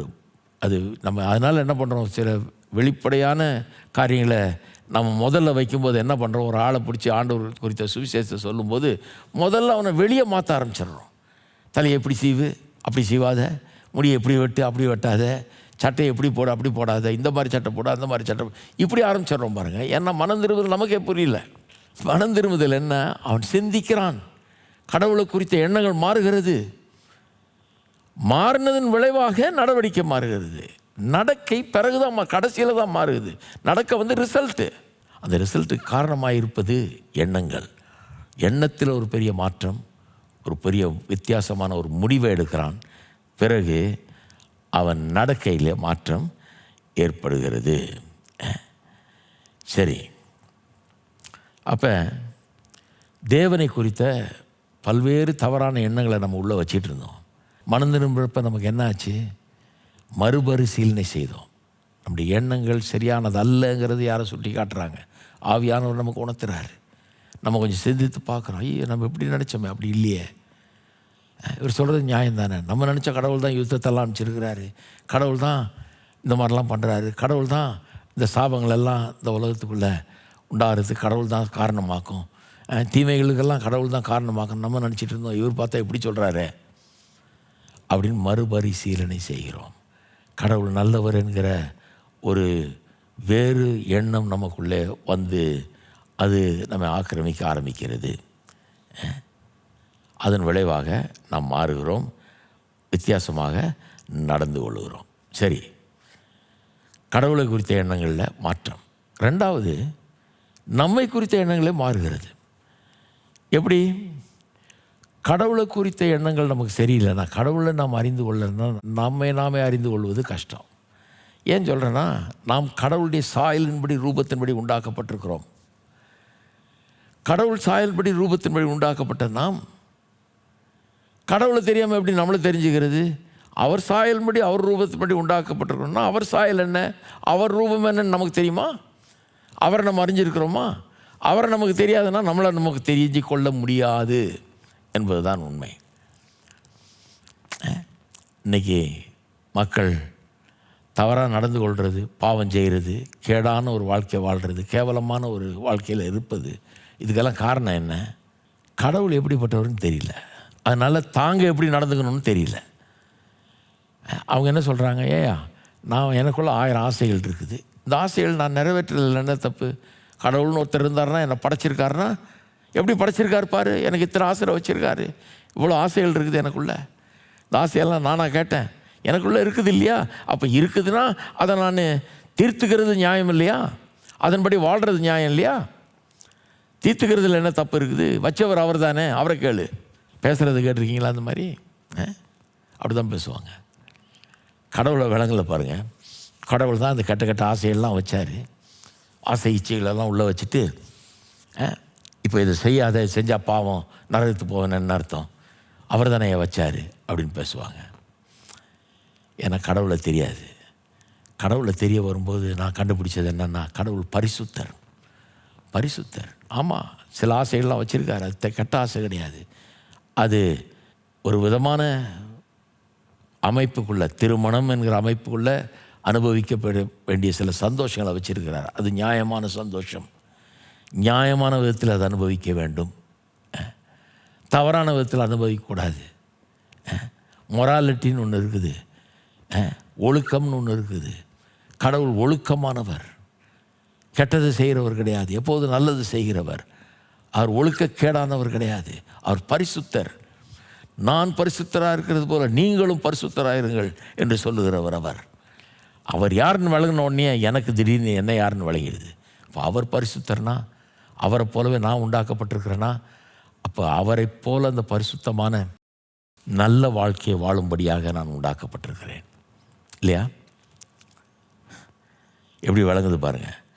நமக்குள்ளான தப்பான எண்ணங்கள் நம்மளை பற்றி. பொதுவாக உலகத்தில் மனுஷர்கள் தங்களை பற்றி எப்படி நினைக்கிறாங்க, மனுஷர்களை பற்றி என்ன நினைக்கிறாங்க? நீங்கள் பொதுவாக இதை கேள்விப்படுவீங்க உலகத்தில். பாருங்கள், சொல்லுவாங்க மனுஷர்கள் பொதுவாகவே நல்லவர்கள் தான், நல்லவர்களாக தான் பிறக்கிறாங்க. அவங்க பிறக்கும்போது அப்படியே ஒன்றுமறியாதவர்களாக இன்னசென்ட்டாக பிறக்கிறாங்க. அப்புறம் தான் ஏன் கெட்டு போகிறாங்க, இந்த கெட்டதெல்லாம் கற்றுக்கிறாங்க. நம்முடைய சமுதாயம் அவளுக்கு கற்றுத்தருது. அதை கெட்ட பழக்க வழக்கங்கள் அதனால் கற்றுக்கொள்ளுகிற காரியங்கள் அவைகள். பிறக்கும்போது நம்ம எல்லாம் தூய்மையாக பிறக்கிறோம், ஒன்றும் தெரியாதவர்களாக பிறக்கிறோம் அப்படிங்கிறாங்க. ஆனால் வேதம் சொல்லுது, தாவீது சொல்லுகிறான், என் தாய் என்னை பாவத்தில் கற்பந்தரித்தாள், நான் துர்க்குணத்தில் உருவானேன் என்று. எவ்வளோ ஆப்போசிட் பிக்சர் பாருங்கள். அவன் சொல்கிறான், ஒரு பெண்ணை ஆசைப்பட்டு அவள் இன்னொருத்தனுடைய மனைவி, அவனை திட்டமிட்டு கொண்டுட்டு, சதி பண்ணி கொண்டுட்டு, அவளை தன்னுடைய மனைவி ஆக்கிட்டு, குழந்தையெல்லாம் பெற்றுக்கிட்டு, எல்லாம் அக்கிரமம் பண்ணி, அந்த ராஜாவாக இருக்கிறவன் தன்னுடைய அதிகாரத்தை துஷ்பிரயோகம் பண்ணி ஒரு கொலையும் ஒரு விபச்சாரத்தையும் பண்ணியிருக்கான். பண்ண பிறகு தீர்க்கதரிசி வந்து அவனை உணர்த்தி பேசும்போது கர்த்தர்கிட்ட போய் மன்னிப்பு கேட்குறான். அப்போ சொல்கிறான், நான் ஏன் அப்படி செஞ்சேன்றது எனக்கு விளங்குது ஆண்டவரே. பாவம் எனக்குள்ளேயே வந்துருச்சு, பிறப்பிலேயே வந்துருச்சு. என் தாய் என்னை பாவத்தில் கற்பம் தரித்தாள், துர்க்குணத்திலே நான் உருவானேன். இது வந்து நடுவில் வந்ததில்லை, நான் கற்றுக்கிட்டது இல்லை. பிறக்கும் போதே ஆதாமின் பாவம் சந்ததி சந்ததியாய் அப்படியே எல்லாருக்குள்ளே வந்துக்கிட்டு இருக்குது. பாவ குணத்தோடு நான் பிறந்து விட்டேன். இந்த பாவ குணம் என்னை மேற்கொண்டு இப்படி பண்ண வச்சிருச்சு. என்னை மன்னியும் ஆண்டவரே, நான் பண்ணது தப்பு. என்னை தள்ளிடாதே, என்னை சேர்த்துக்கொள்ளும், என்னை கழுவும், சுத்தமாக்கும் அப்படின்னு கேட்குறான். அதுதான் கரெக்டு.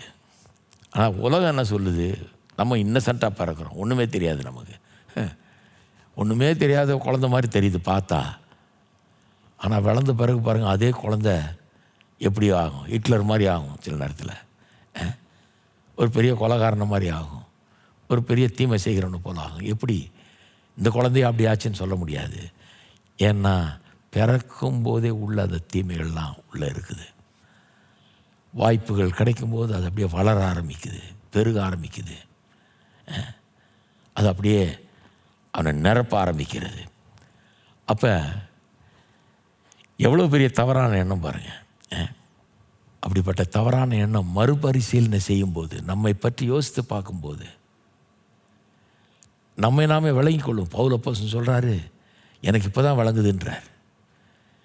இதுக்கு முன்னால் கடவுளுடைய கற்பனை நல்ல கற்பனைன்னு தெரியும், அதன்படி செய்யணும்னு விரும்பினேன். ஆனால் எதை விரும்புகிறேனோ அதை செய்ய முடியல என்னால். எது கெட்டதுன்னு எனக்கு தெரியும், எது பாவம்னு எனக்கு தெரியும், அதை செய்யக்கூடாதுன்னு நினைக்கிறேன். எதை செய்யக்கூடாதுன்னு நினைக்கிறேனோ அதை செஞ்சு முடிச்சிடுறேன். எதை செய்யணும்னு நினைக்கிறேனோ அதை செய்ய முடியாமல் போயிடுது. ஏன் அப்படி விகற்பமாய் நடந்து கொள்கிறேன்றதை இப்போ தான் எனக்கு புரியுது. எனக்குள்ளே பாவம் குடி கொண்டிருக்கிறது. நிர்பந்தமான மனுஷன் நான், என்னை இதிலிருந்து விடுவிப்பவர் யார்? அதான் யோபு சொல்கிறான், நான் நீசன், நான் பாவி, நான் வாயை பொத்தி கொள்ளுகிறேன்றான். எத்தனை முறை தேவதாசர்கள் மனுஷர்கள் அப்படி சொல்லியிருக்காங்க. தேவனுடைய பிரசன்னத்தில் வந்து தேவன் எவ்வளவு நல்லவர், பரிசுத்தர் என்பதை அறிந்து கொள்ளும்போது அப்போ தான் விளங்குது தாங்கள் எவ்வளோ பெரிய பாவின்னு. மனம் திரும்பின மனுஷனுக்குள்ளே இது உண்டாயிருக்குது. ஏதோ ஒரு விதத்தில் அந்த மனுஷன் தேவனை குறித்து அறிந்து கொண்டான். அறிந்து கொண்டதன் விளைவாக தான் அவன் இப்போ சொல்கிறான், நான் பாவி. ஐயோ நான் பாவிங்க, இவ்வளோ நாள் நான் நல்லவன் நினச்சேன், இவ்வளவு நாள் எனக்குள்ள எந்த பிரச்சனையும் இல்லைன்னு நினச்சேன், இப்போ எனக்கு விளங்குது, ஐயோ நான் பாவி, நான் என்னை நியாயப்படுத்திட்டு இருந்தேன், இப்போ தான் எனக்கு விளங்குது நான் பாவி அப்படிங்கிறத அவன் சொல்ல ஆரம்பிக்கிறான். ஒரு பெரிய மாற்றம் ஏற்படுகிறது. தன்னை குறித்த எண்ணங்களிலே ஒரு பெரிய மாற்றம் ஏற்படுகிறது. என்ன மாதிரி மாற்றம்? இப்போ வந்து தேவன் நியாயமற்றவர்ன்ற பேச்சு வரமாட்டேங்குது. கொஞ்சம் மறுபரிசீலனை செஞ்சு பார்த்து யோசிக்க ஆரம்பித்து, நம்ம செய்கிறது நியாயமாக, நினைக்கிறது யோக்கியமான நினைப்பா, சரியான எண்ணங்கள் தானா, இது மறுபரிசீலனை செய்யும்போது நமக்குள்ளே என்ன நடக்குது? தேவனுடைய வசனத்தை பார்க்கும்போது, பிரசங்கத்தை கேட்கும்போது ஒரு ஆச்சரிய உணர்வு ஏற்படுகிறது. என்ன ஆச்சரிய உணர்வு? இவ்வளோ பெரிய பாவியாக நான் இருக்கிறேன், இருந்தாலும் கடவுள் என்ன நேசித்து இந்த உலகத்துக்கு வந்து எனக்காக ஜீவனை கொடுக்குறாரு, எனக்கு இவ்வளோ இறக்கம் காட்டியிருக்கிறார், என் மேலே இவ்வளோ மன உருக்கம் உள்ளவராக இருக்கிறார். எப்படி இது ஒரு ஆச்சரிய உணர்வு ஏற்படுகிறது. அப்படி ஆச்சரிய உணர்வு ஏற்படும்போது நாம் பாவின்னு உணர்கிறோம், நம்மை நாமே வெறுக்கிறோம். ஐயோ நான் பாவி, நான் நீசன் என்கிற உணர்வு வருது. நம்மை நாமே வெறுக்கிறோம். அதனால தான் நான் சொல்கிறேன் மறுபடியும், மனம் திரும்புதல் செய்கையில் ஆரம்பிக்கிறது இல்லை, செய்கை பிறகு வர்றது. எங்கே ஆரம்பிக்குது? எண்ணம். நீங்கள் பாவிங்கிற உணர்வு ஏற்பட்டிருக்கா? அது வந்துருச்சா உள்ள? அது வந்து அதன் நிமித்தமாக மனம் திரும்பினீங்களா? அதன் நிமித்தமாக ஆண்டவர்கிட்ட வந்தீங்களா? ஐயோ ஆண்டவரே நான் பாவி, இவ்வளோ நாள் தெரியாமல் வாழ்ந்துட்டேன், நான் நினச்சிட்டு இருந்தேன் நான் ரொம்ப நல்லவன், என்னை மன்னியும் அப்படின்னு வந்திருக்கீங்களா? அதுதான் மெய்யான மனம் திரும்புதல். மூணாவது இன்னொரு மாற்றம். ஒன்று கடவுளை பற்றிய எண்ணங்களில் மாற்றம், ரெண்டாவது நம்மை பற்றிய எண்ணங்களில் மாற்றம். மறுபரிசீலனை செய்யும்போது அதெல்லாம் நடக்குது. மனம் மாற்றம் கடவுளை பற்றிய எண்ணங்களில் மாற்றம், நம்மை குறித்த எண்ணங்களில் மாற்றம். பிறகு எல்லாவற்றை குறித்தும் நம்முடைய எண்ணங்கள் மாறுகிறது. நம்முடைய உலகம், நம்முடைய வாழ்க்கை, எல்லாவற்றை குறித்தும் நம்முடைய மனம் மாறுகிறது. ஒட்டுமொத்த வாழ்க்கையே இப்போ வேறு விதமாக பார்க்குறோம். முன்ன ஒட்டுமொத்த வாழ்க்கையை எப்படி பார்த்தோம்? நம்ம உலகத்தில் பிறந்துட்டோம், ஒரு வாழ்க்கை தான் இருக்குது. நல்லா தலைதறிக்க ஆட வேண்டியது, கும்மாளம் போட வேண்டியது, அனுபவிக்க வேண்டியது, எல்லா சுகத்தையும் எல்லா நல்லதையும் எடுத்து பிரயோஜனப்படுத்திக்கிட்டு கும்மாளம் போட்டு கொண்டாடி வாழ்ந்து செத்து போய் அப்புறம் அதோடு எல்லாம் முடிஞ்சிருது. ஆகவே இந்த ஒரு வாழ்க்கையை வாழும்போது எவ்வளோக்கு எவ்வளோ அதை நல்லா அனுபவித்து வாழ முடியுமோ, என்னெல்லாம் கிரமம் பண்ண முடியுமோ, என்னதையெல்லாம் அனுபவிக்க முடியுமோ அதெல்லாம் அனுபவிச்சிடணும். எல்லாத்தையும் பார்த்துடணும், ஒரு கை எல்லாத்தையும் அனுபவிச்சிடணும், இப்படி வாழணும். அப்படி தானே யோசித்தோம்? அப்படி தான் நிறைய பேர் யோசிக்கிறாங்க. ஒரு வாழ்க்கை தான்ப்பா, நல்லா அனுபவிச்சுட்டு சாவு, அப்படி வாழ்கிறோம். ஆனால் கேட்ட சத்தியங்களை வைத்து நம்முடைய எண்ணங்களை மறுபரிசீலனை செய்யும்போது, மறுபடியும் சிந்திக்கும்போது மனதில் ஒரு பெரிய மாற்றம் ஏற்படுகிறது, வாழ்க்கையில் பெரிய மாற்றம் ஏற்படுது. அது விளைவாக என்ன ஆகிறது? இப்போது வாழ்க்கையே மாற்றப்படுகிறது. இப்போ கிறிஸ்தவனை கேட்டிங்கன்னா, மனம் திரும்பின கிறிஸ்தவனை கேட்டிங்கன்னா சொல்லுவான், என் வாழ்க்கை கடவுள் வைத்திருக்கிற, எனக்காக வைத்திருக்கிற நோக்கத்தை நோக்கி நான் செல்லுகிற ஒரு பயணம், அதான் வாழ்க்கை. கடவுள் வைத்திருக்கிற நோக்கத்தை நோக்கி நான் சென்று கொண்டிருக்கிறேன். எனக்காக அவர் ஒன்று வச்சிருக்கிறார், அதை நோக்கி போயிட்டுருக்கிறேன். எபிரேயர் 11ஆம் அதிகாரத்தில் ஆபிரகாமை குறித்து வாசிக்கிறோம். அவன் தகப்பன் வீட்டை, அவனுடைய நாட்டை எல்லாத்தையும் விட்டு வர சொல்கிறார். நான் காட்டுற இடத்துக்கு போகணும்னு சொல்கிறார். எப்படி சொல்கிறார் சொல்லியிருக்குது பாருங்கள். 8ஆம் வசனம், விசுவாசத்தினாலே ஆபிரகாம் தான் சுதந்திரமாய் பெறப்போகிற இடத்திற்கு போகும்படி அழைக்கப்பட்ட போது கீழ்ப்படிந்து தான் போகும் இடம் என்னதென்று அறியாமல் புறப்பட்டு போனான். விசுவாசத்தினாலே அவன் வாக்குத்தத்தம் பண்ணப்பட்ட தேசத்திலே பரதேசியை போல் சஞ்சரித்து அந்த வாக்குத்தத்தத்துக்கு உடன் சுதந்திரராகிய ஈசாக்கோடும் யாக்கோப்போடும் கூடாரங்களிலே குடியிருந்தான். எல்லாத்தையும் விட்டுட்டு கிளம்புனதே பெரிய காரியம். அவன் ஊர், நாடு, இனத்தார் எல்லாத்தையும் விட்டு போகிறான். அதுவே ஒரு பெரிய காரியம். கடவுள் எங்கே அழைக்கிறாரோ அங்கே போகிறான். இதுதான் விசுவாச வாழ்க்கை. முன்ன நான் எங்கே போகணுன்னு நினைக்கிறேனோ அங்கே போவேன், நான் என்ன நினைக்கிறேனோ அதுதான் செய்வேன், ஏன் இஷ்டத்தில் அப்படி வாழ்ந்தோம். இப்போது வித்தியாசம் பாருங்கள். விசுவாச வாழ்க்கை, கடவுள் எங்கே அழைக்கிறார், கடவுள் எங்கே அனுப்புகிறார், அங்கே போகிறேன்னு போகிறான். போயிட்டு அவ்வளோ பெரிய சீமானாக்குறார் கடவுள். அவனை வெள்ளியும் பொண்ணும் வேலைக்காரர்கள் ஆடு மாடுகளுடைய சீமானாக இருந்தான்னு 13ஆம் அதிகாரத்தில் ஆதியாகமத்தில் 2ஆம் வசனம் சொல்லுகிறது. அவ்வளோ பெரிய சீமான் வீடே கட்டாத கூடாரங்களில் கூடி இருந்தானாம். எப்படி இருந்திருக்கும் அவன் மனைவிக்குன்னு பாருங்கள்.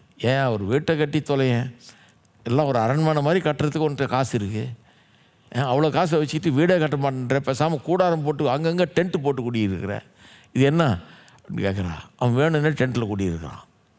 சிலர் இதை வச்சுக்கிட்டு வீடு கட்டக்கூடாது, நம்ம குடிசைவாசிகளாக தான் இருக்கணும்னு நினைக்கிறான். கிடையாது, அவன் ஒன்றும் குடிசைவாசி கிடையாதுங்க. அவன் பெரும் பணக்காரன். அன்றைக்கி இருந்தவர்களே மிகப்பெரிய பணக்காரன். எல்லாம் உலகமே பார்த்து ஆச்சரியப்படுதான், அவ்வளோ பெரிய பணக்காரன் அவன்.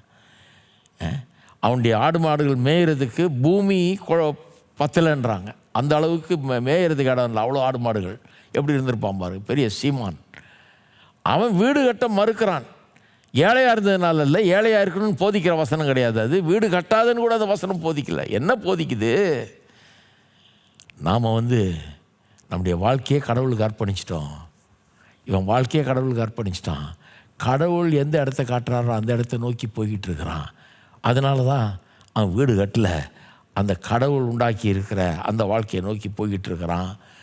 அதை காட்டுறதுக்காகவே வேணும்னே அவன் வீடை கட்டாமல் இருந்தான். அதன் பிறகு அவர் சந்ததியாருக்கு கர்த்தர் சொல்கிறாரு, கட்டாத வீட்டில் நீ குடியிருப்பா, நடாத தோட்டத்திலேருந்து சாப்பிடுவேன், வெட்டாத கிணறுலேருந்து குடிப்பேன். அப்போ வீடு கட்டாதன்னு அர்த்தம் இல்லை. 10ஆம் வசனம் பாருங்கள். ஏனெனில் தேவன் தாமே கட்டி உண்டாக்கின அஸ்திபாரங்கள் உள்ள நகரத்துக்கு அவன் காத்திருந்தான். தேவன் தாமே கட்டி உண்டாக்கின அஸ்திபாரம் உள்ள நகரத்திற்கு அவன் காத்திருந்தான். அந்த நகரத்தை நோக்கி நான் போய் கொண்டிருக்கிறேன். தேவனை அழைத்த அந்த இடத்தை நோக்கி நான் போய் கொண்டிருக்கிறேன்னு வாழ்ந்து கொண்டிருக்கிறான். அப்போ வாழ்க்கைனா என்ன? It is a journey in the direction of God. தேவன் என்னை எங்கே அழைச்சிருக்கிறாரோ அங்கே நான் போய் கொண்டிருக்கிறேங்கிறது தான் வாழ்க்கை. நான் இங்கேருந்து நான் நினச்சபடியெல்லாம் வாழ்க்கை அனுபவிக்கிறேன்றது வாழ்க்கை இல்லை. தேவன் என்னை எங்கே அழைச்சாரோ அங்கே நான் போய் கொண்டிருக்கிறது தான் வாழ்க்கை.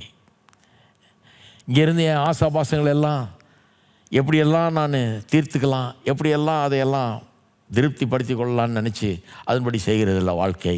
தேவன் என்ன செய்ய விரும்புகிறாருன்னு எண்ணி பார்த்து அதன்படி வாழ்வது தான் வாழ்க்கை. அப்படி வாழுகிறான். எல்லாத்த பற்றியும் ஒரு அப்போ டோட்டலாக வித்தியாசமான எண்ணம் வந்துருச்சு. குடும்பத்தை பற்றி, வேலையை பற்றி, தொழிலை பற்றி, தனக்குள்ள சொத்துக்களை பற்றி, பணத்தை பற்றி, வெள்ளியும் பொன்னியும் பற்றி, எல்லாத்த பற்றியும். அதெல்லாம் இல்லாமல் இல்லை, அவனுக்கு ஏராளமாக இருக்குது.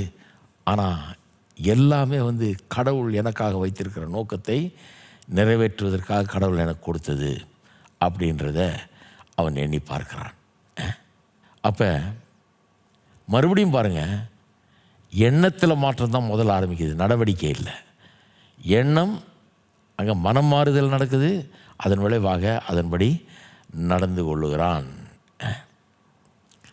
அப்போ எப்பேற்பட்ட ஒரு மாற்றம் ஆபிரகாமுக்குள் ஏற்பட்டது, எப்பேற்பட்ட மாற்றம் உங்களுக்குள்ளும் எனக்குள்ளும் ஏற்பட்டிருக்கிறது என்பதை கவனிக்கணும். அப்போ அப்படிப்பட்ட ஒரு மாற்றத்தை உண்டு பண்ணுவதற்காக தான் தேவன் நமக்கு தயவை காட்டி கொண்டிருக்கிறார். அவருடைய தயவு, பொறுமை, நீடிய சாந்தம். கடவுள் ஏன் நம்மகிட்ட அவ்வளோ பொறுமையாக இருக்கிறார்? எவ்வளோ அக்கிரமம் பண்ணுறோம், எவ்வளோ பாவம் பண்ணுறோம், எவ்வளோ ஒரு கீழ்ப்படியாமையில் வாழ்கிறோம், நிறைய நேரத்தில் சகிச்சிட்டு இருக்கிறாரு. மனம் திரும்புவதற்கு ஏதுவாக இந்த தயவு, அதாவது அவர் காட்டுற தயவு, அவருடைய கிருபை, அவருடைய ஆசீர்வாதங்கள் நம்மை உணர வைக்க வேணும். ஐயோ, கடவுள் இவ்வளோ நான் அக்கிரமம் பண்ணி என்னை இவ்வளோ ஆசீர்வச்சிருக்காரே, அப்போ நான் அவர்கிட்ட திரும்ப வேணாமா, அவருடைய நோக்கத்துக்காக நான் வாழ வேணாமான்னு ஒரு உணர்வை எனக்குள்ளே உண்டு பண்ணும்படியாகத்தான், அதற்காகவே தான் அவர் தயவை காட்டுகிறாராம். தேவ தயவு நீ குணப்படும்படி உன்னை ஏவுகிறது என்று அறியாதிருக்கிறாய் என்றார். அப்போ யோசிச்சு பாருங்கள், இந்த உலகம் எவ்வளோ கேடு உள்ளதாக இருக்கிறது, எவ்வளோ பொல்லாததாக இருக்கிறது, தேவனை எதிர்க்கிறதாக இருக்கிறது, பயக்கிறதாக இருக்கிறது, மதிக்காத ஒரு உலகமாக இருக்கிறது, தேவனுக்கு விரோதமாய் பேசுகிற மக்களாய் நேயர் இருக்கிறார்கள். இருந்தாலும் எவ்வளவு ஆசீர்வாதம் கர்த்தர் பொழிந்தருளி இருக்கிறார். இரவும் பகலும் சரியாக வந்து போகுது, சூரிய ஒளி நமக்கு கரெக்டாக கிடைக்குது, மழை காலத்தில் கரெக்டாக மழை பெய்யுது, எல்லா தேவ ஆசீர்வாதங்களும் நமக்கு உண்டாகுது, நம்முடைய நிலங்கள் விளையுது, மரங்கள் காய்க்கிறது, நம்ம சாப்பிட்றோம். இந்த பொல்லாத உலகத்துலேயும் இந்த பழங்கள்லேயும் தானியங்கள்லேயும் காய்கறியிலையும் புல் பூண்டுகள்லேயும் அவ்வளவு ருசி, விதவிதமான ருசி, ஆயிரக்கணக்கான வகையான ருசிகள் இருக்கிறது. கர்த்தருடைய இரக்கம், தயவு, அவருடைய கிருபையை நீங்கள் எண்ணி பாருங்கள். அவ்வளோ தயவு காட்டுறாரு கர்த்தர். எதுக்கு அவ்வளோ தயவு காட்டுறாரு? ஏன்னா நாம் குணப்படும்படி, அது நம்ம ஏவட்டும் என்று காட்டுறார். அவர் சொல்கிறாரு, பவுல் சொல்கிறாரு, நீ தயவை நீ சீப்பாக நினச்சிடாத, கடவுள் காட்டுகிற தயவை தப்பாக நினச்சிடாத. அவர் காட்டுற தயவை சிலர் வேறு விதமாக நினைக்கிறாங்க. பேதுருவில் வாசித்து காமிச்சேன் உங்களுக்கு, 1 பேதுரு 3ஆம் அதிகாரத்தில். சிலர் பரியாசக்காரர் இருக்கிறாங்க. அவங்க என்ன சொல்கிறாங்க, ஆமாயா இயேசு வந்துட்டு போய் இதோ சீக்கிரம் வரனார், எங்கே வந்தார், நியாயம் தீர்ப்பேனார், எங்கே நியாயம் தீர்த்தார், அது பாட்டுக்கு நடந்துக்கிட்டே இருக்குது, அக்கிரமம் பண்ணுறோம் பண்ணிகிட்டே இருக்கான், நல்லா தான் இருக்கிறான், அவனுக்கு ஒன்றும் தீங்கு நடக்கலையே, அதை ஒன்றும் அவர் நியாயம் தீர்த்தரலையே, 2000 வருஷமாக நியாயம் தீர்க்காதவர் இன்னும் நியாயம் தீர்ப்பாருன்றியா? எங்கே நடக்க போகுது? நடக்கவே நடக்காதுன்றான். நியாய தீர்ப்பின் மேலே அவர்களுக்கு நம்பிக்கை இல்லை. இன்னும் சிலர் நினைக்கிறாங்க, நான் பெரிய யோகியனாக்கும், அதனால் எனக்கு நியாய தீர்ப்பு கிடையாதுன்னு நினைக்கிறாங்க. ஆனால் கடவுளுக்கு அவங்க வாழ்க்கையில் இடமே கிடையாது. தங்களை யோகியர்னு சொல்லிக்கிறாங்க, ஆனால் கடவுளுக்கு வாழ்க்கையில் இடமே கிடையாது. கர்த்தரை மதிக்கிறது கிடையாது, வணங்குறது கிடையாது, அவருக்கு பயப்படுகிற பயம் கிடையாது. யூதர்கள் என்ன நினைக்கிறாங்க, நாங்கள் யூதர்களாக இருக்கிறதுனாலே பொழைச்சிட்டோம், எங்களுக்கு ஒன்றும் நடக்காதுன்னு நினைக்கிறாங்க. பவுல் சொல்கிறாரு, கடவுளுடைய தயவு தான், அவருடைய கிருபை தான், நீ நல்லா சாப்பிட்டுக்கிட்டு நல்லா மூச்சு விட்டுக்கிட்டு நல்லா இருந்துக்கிட்டு இருக்கிற, எல்லா வசதியும் பெற்றிருக்கிற, எல்லாத்தையும் நல்லா அனுபவிச்சுட்டு இருக்கிற. யோசித்து பார்த்துக்க, அது கடவுளுடைய தயவு, அவருடைய கிருபை. நீ சாப்பிட்றது, இருக்கிறது, மூச்சு விடுறது, உயிரோடு இருக்கிறது கடவுளுடைய கிருபை. நம்மலாம் கடவுளாக இருந்தோம்னா என்றைக்கோ ஆதாம் காலத்திலே அவனையே தீர்த்து கட்டிட்டு அதோடு முடிச்சு போட்டுருவோம் கதையை, இவ்வளோ பெரிய துரோகத்தை பண்ணின்னு சொல்லி, இல்லையா? நல்ல காலம் நம்ம கடவுள் இல்லை. கடவுள் நீடிய சாந்தம் உள்ளவராக இருக்கிறார், மிகவும் பொறுமை உள்ளவராக இருக்கிறார், அவர் அதிகமான தயவுடையவராக இருக்கிறார். எவ்வளோ தயவு காட்டுறாரு பாருங்க. ஏன்? எப்படியாவது நம்ம குணப்பட்டு திரும்பி வருவோமான்னு. வீட்டில் ஒரு பிள்ளை கெட்டு போச்சுன்னா தகப்பன் அந்த பிள்ளை கெட்டு போனதுனால அவனுக்கு சோத்தை நிறுத்திடுறது கிடையாது, உடை கொடுக்காமல் நிறுத்திடுறது கிடையாது, வீட்டில் படுக்க விடாமல் வெளியே அனுப்பிச்சிடுறது கிடையாது. கெட்டுப்போன பிள்ளைங்கிறதுனால அவனை தூக்கி வெளியே எஞ்சது கிடையாது, அவனுக்கு உதவி செய்ய மாட்டேன்னு சொல்கிறது கிடையாது. இன்னும் கேட்டால் நல்ல தகப்பன்மார் முன்ன செஞ்சதை காட்டிலும் இன்னும் அதிகமாக செய்கிறாங்க. போய் லீவ் போட்டுட்டு வந்து இவன் கூட இருந்து இவனை சரிப்படுத்துறதுக்கு என்னெல்லாம் பண்ணணும், எங்கெல்லாம் கூப்பிட்டு போகணும், யாரை பார்க்கணும், என்ன செய்யணும், இவன் நல்லா படிக்கிறதுக்கு எத்தனை டியூஷன் வைக்கணுமோ வச்சு, இவனை திருத்துறதுக்கு யார்கிட்ட கொண்டு போய் என்னெல்லாம் பண்ணுமோ பண்ணி, எப்படியாவது இவனை திருத்தணும்னு தான் பார்க்குறாங்க. அவனுக்கு வேண்டியதெல்லாம் செஞ்சு அவனுக்கு இன்னும் அதிகமாக அன்பு காட்டி அவனை எப்படியாவது நல்வழி கொண்டு வரணும்னு பார்க்குறாங்க. உலக பிரகாரமான தகப்பன் மாதிரி அப்படி இருக்கும்போது நம்முடைய பரலோக தகப்பன் அதை காட்டிலும் கோடி மடங்கு நல்லவராக இருக்கிறார். தேவ தயவு குணப்படும்படி நம்மை ஏவும்படியாய் கொடுக்கப்பட்டிருக்கிறது. அதை தவறாக புரிந்து கொள்ளக்கூடாது, அதை சரியாக பார்க்க வேணும். கடவுளுடைய தயவுனால தான் இன்றைக்கி நல்லா இருக்கிறோம். அப்போ ஏன் அந்த தயவு? என்னைக்காவது ஒரு நாள் நாம் உணர வேண்டும். என்ன உணர வேணும்? நாம் தவறான வழியில் போயிட்டுருக்குறோம், சரியான வழிக்கு திரும்ப வேணும். அப்படிங்கிறத உணர்ந்து திரும்பும்படியாக தேவ தயவு கொடுக்கப்பட்டிருக்கிறது. இன்றைக்கு அநேகருக்கு அப்படி திரும்பக்கூடிய ஒரு நாளாக இருக்கும் என்று நான் நம்புகிறேன். நாம் ஜெபிப்போம். பரலோக பிதாவை துதிக்கிறோம், ஸ்தோத்தரிக்கிறோம். இந்த சத்தியத்தை கேட்ட மக்களை ஆசீர்வதிப்பீராக. இன்றைக்கு அநேகர் மண்டையில் திரும்புகிற நாளாக இருக்கட்டும். தேவ தயவை அசட்டை பண்ணினவர்கள் தேவனுடைய பொறுமையை, நீடிய சாந்தத்தை அசட்டை பண்ணி அதை இழிவாய் எண்ணி மனம் திரும்பாமல் தொடர்ந்து தாங்கள் விரும்பினபடி வாழ்ந்தவர்கள் இன்றைக்கு மனம் திரும்புகிற ஒரு நேரமாக இது இருக்கட்டும். கர்த்தாவே, உள்ளத்தோடு பேசுவீராக, உணர்த்துவீராக. மனம் திரும்ப தேவ தயவு அவர்களுக்கு உதவட்டும். எப்பேற்பட்ட தயவை, அன்பை நீர் காட்டியிருக்கிறீர் என்பதை அவர்கள் எண்ணி பார்க்கட்டும், மண்டையில் திரும்பட்டும்.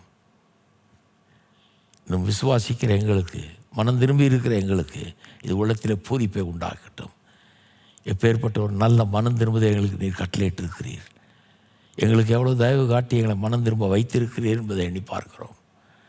தவறான வழியில் நாங்கள் சென்ற காலத்தில் எங்களை கைவிடாமல் தொடர்ந்து உடைய தயவு எங்களை பின்தொடர்ந்து வந்து எங்களை மண்டையில் ஆதாயப்படுத்தி கொண்டதே அந்த தயவுக்காக உமக்கு ஸ்தோத்திரம்.